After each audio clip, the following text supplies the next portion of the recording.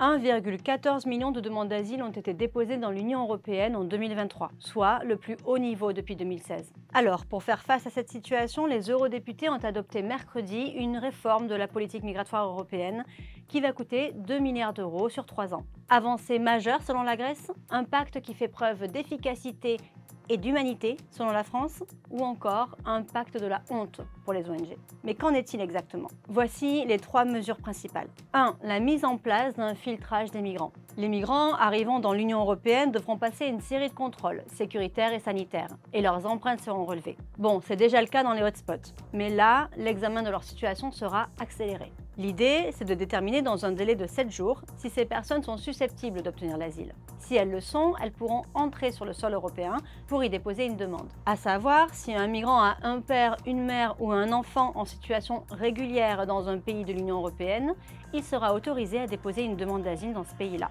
Pour les personnes considérées comme peu susceptibles d'obtenir l'asile, des centres vont être créés en Italie, en Espagne, en Grèce, à Chypre et à Malte. Le but, c'est d'examiner leurs demandes de manière, là encore, accélérée. Les autorités peuvent aussi organiser leur renvoi vers leur pays d'origine. De très nombreuses organisations de défense des droits humains ont dénoncé cette mesure, s'inquiétant des détentions de familles avec enfants et d'une criminalisation des exilés. 2. Le mécanisme de solidarité. Pour aider les pays de premières arrivées comme l'Italie, la Grèce ou l'Espagne, un système de solidarité contraignant est organisé. Il sera obligatoire pour les États membres de contribuer à l'accueil des migrants, soit en prenant en charge les demandeurs d'asile, soit en apportant une contribution, matérielle ou financière, au profit du pays qui les accueille. 3. La gestion des crises.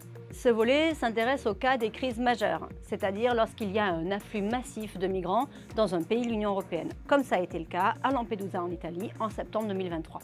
En cas de telle crise, un régime moins protecteur pourrait être mis en place pour les demandeurs d'asile. Un migrant pourra notamment rester plus longtemps en détention. La mise en œuvre de ce plan est prévue pour 2026.